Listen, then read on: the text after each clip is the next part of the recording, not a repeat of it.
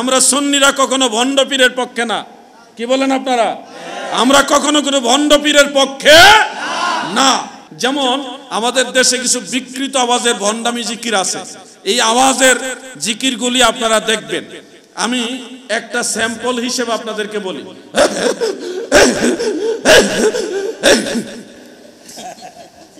ইউটিউবে সার্চ দেন, পাবেন। ইউটিউবে সার্চ দেন, পেয়ে যাবেন। এখন আবার আরেক ধরনের জিকির আছে, ইউটিউবে সার্চ দেন, আমার কথার মিল পাবেন। এই ধরনের বিকৃত আওয়াজের জিকিরের সাথে সুন্নিয়তের কোনো সম্পর্ক।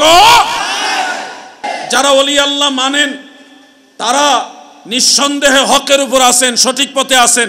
মনে রাখবেন, ওলি দুই প্রকার, একটা শয়তানের ওলি আর একটা আল্লাহর ওলি। কোরআন শরীফে শয়তানের ওলি সম্পর্কেও আয়াত আছে, আবার আল্লাহর ওলি সম্পর্কেও আয়াত আছে।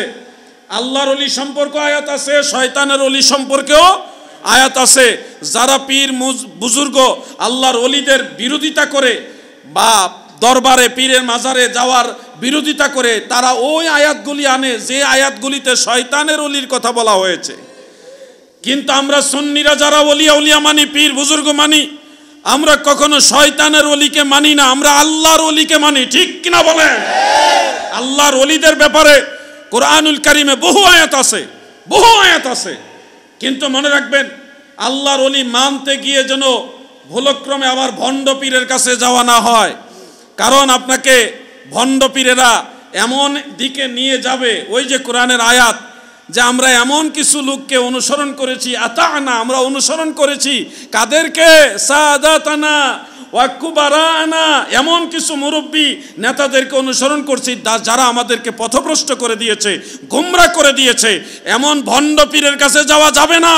যদি আল্লাহর ওলির কাছে যেতে পারেন, দুনিয়া তো লাভবান, কবরে, হাসরে, মিজানে, ফুলসেরাতে সব জায়গায় আপনি লাভবান হবেন।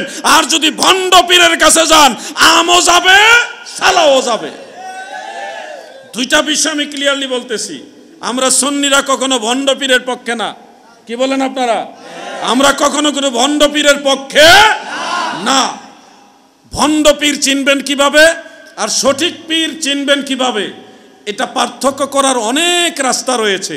আমি জাস্ট একটা পদ্ধতি আপনাদেরকে বলে দেই। সেই পদ্ধতির একটা অন্যতম মাধ্যম হলো, যেই পীরের কাছে গেলে দেখবেন এমন পদ্ধতিতে জিকির করে, যেই পদ্ধতিটা শুনতেই কেমন যেন বিভৎস লাগে, বিকৃত আওয়াজের মতো লাগে, যেটা শুনতেই কোনো অর্থবোধক শব্দ পাওয়া যায় না। যেমন আমাদের দেশে কিছু বিকৃত আওয়াজের ভণ্ডামি জিকির আছে, এই আওয়াজের জিকিরগুলি আপনারা দেখবেন।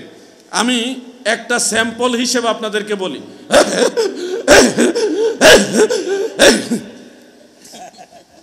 ইউটিউবে সার্চ দেন, পাবেন। ইউটিউবে সার্চ দেন, পেয়ে যাবেন। এখন আবার আরেক ধরনের জিকির আছে, ইউটিউবে সার্চ দেন, আমার কথার মিল পাবেন। এই ধরনের বিকৃত আওয়াজের জিকিরের সাথে সুন্নিয়তের কোনো সম্পর্ক।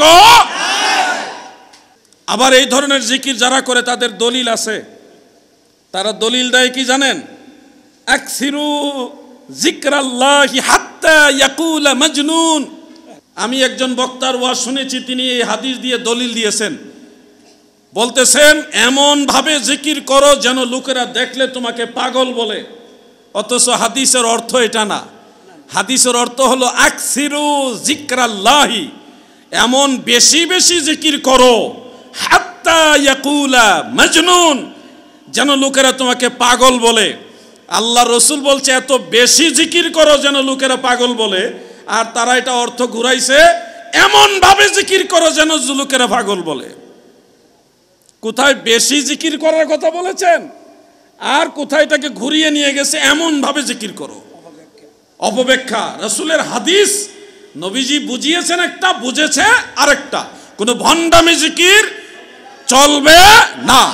সকল ওলি আল্লাহদের দরবারে জিকির আছে, যেখানে হক পীর দেখবেন ওখানে কত সুন্দর জিকির আছে। আল্লাহ আল্লাহ আল্লাহ আল্লাহ ডাকেন, আল্লাহ আল্লাহ আল্লাহ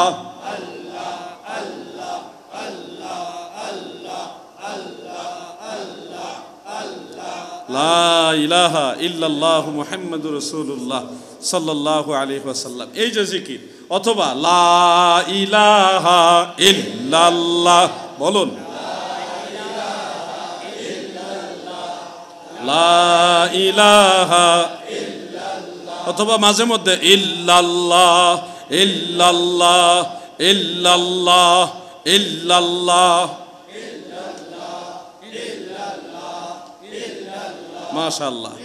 বাস এই যে জিকির করলেন, এই জিকির আপনারা যে হাজার হাজার মানুষ জিকির করলেন, যারা বাতিল, ধরেন আহলে হাদিস অথবা জিকিরের বিরোধী দল, তারাও যদি এই ধরনের জিকির শুনে তাদের হৃদয় নরম হয়ে যাবে। কিন্তু তারা যদি এসে দেখে আপনারা এমন কিছু উচ্চারণ করছেন যেগুলির কোনো অর্থই নাই, এটা কি, তখন তাদের মনের ভিতরে একটা খারাপ ধারণা তৈরি হবে, এগুলি কি, একটা খারাপ ধারণা তৈরি হবে। মনে রাখবেন, কামেল পীর আর সঠিক পীর নির্বাচনের একটা অন্যতম মাধ্যম হলো জিকিরের দিকে তাকাবেন, তারা কেমন ভাবে জিকির করে। জিকির চলবে, কিন্তু ভণ্ডামি জিকির চলবে। শুনুন, আমরা ওলি আল্লাহ পন্থী যারা, মাজার পন্থী যারা,